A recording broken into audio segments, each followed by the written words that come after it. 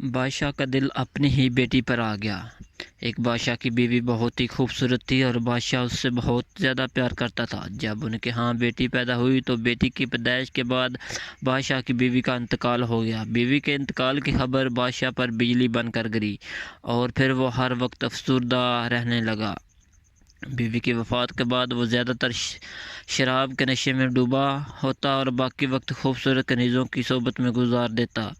وہ شراب کے نشے میں اتنا غرق ہو گیا کہ اسے اپنی بیٹی کی خبر تک نہ رہی، جو کہ اب تک محل کے ملازموں کے ہاتھوں پرورش پا رہی تھی۔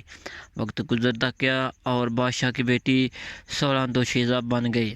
بادشاہ کی بیٹی بالکل اپنی ماں جیسی تھی۔ ایک دن بادشاہ کی نظر اس پر پڑی تو وہ چونک سا گیا اور کافی دیر تک اپنی بیٹی کو دیکھتا رہا، جو ایک جوان ہو کر بالکل اپنی ماں کی ہم شکل نکلی تھی۔ بادشاہ چونکہ شراب کے نشے میں ڈوب کر اچھے برے کی پہچان بھول چکا تھا، اس لیے اس کا دل اپنی ہی بیٹی پر آ گیا۔ اس نے سوچا اب جو بھی ہو اس سے شادی ضرور کروں گا، لیکن کیسے یہ بات اس کو پریشان کر رہی تھی۔ وہ ایسا کام کر کے اپنی رعایا کو اپنے خلاف نہیں کرنا چاہتا تھا اور یہ بھی جانتا تھا کہ یہ بہت بڑا گناہ ہے، لیکن وہ عورتوں کے ساتھ گناہ کرنے کی عادت کے ہاتھوں مجبور تھا۔ آخرکار اس نے علماء کرام سے اپنے حق پر فتویٰ لینے کا فیصلہ کر لیا۔ اس نے سوچا کہ وہ کسی عالم کو سونے چاندی کا لالچ دے کر اپنے حق میں فیصلہ کروا لے گا اور پھر اپنی بیٹی سے شادی رچا لے گا، اور اس طرح گناہ بھی فتویٰ دینے والے کے سر پر چڑھ جائے گا۔ بادشاہ نے ایک عالم دین کو بلوا کر کہا کہ میں اپنی بیٹی سے شادی کرنا چاہتا ہوں، کیا یہ جائز ہے؟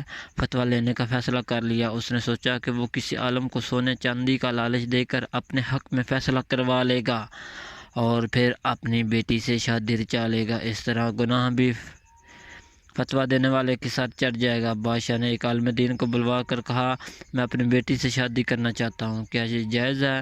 عالم دین نے کہا ہرگز نہیں، یہ بہت بڑا گناہ ہے۔ بادشاہ اس کو ہر طرح کا لالچ دیا، لیکن عالم دین نے بادشاہ کے حق میں فتویٰ دینے سے انکار کر دیا۔ بادشاہ غصے میں آ کر اسے قتل کروا دیا۔ پھر دوسرے عالم سے کہا اس کے حق میں فیصلہ دے، لیکن اس نے بھی انکار کر دیا۔ بادشاہ نے اسے بھی قتل کروا دیا اور اس طرح پھر تیسرے عالم دین کو بھی قتل کروا دیا۔ آخرکار بادشاہ نے چوتھے عالم دین کو بلوا کر فتویٰ مانگا اور پوچھنے لگا کہ کیا میری بیٹی مجھ پر حلال ہو سکتی ہے، میری بیوی بن سکتی ہے؟ عالم دین نے کہا ہاں بن سکتی ہے، اس میں کوئی مذائقہ نہیں ہے۔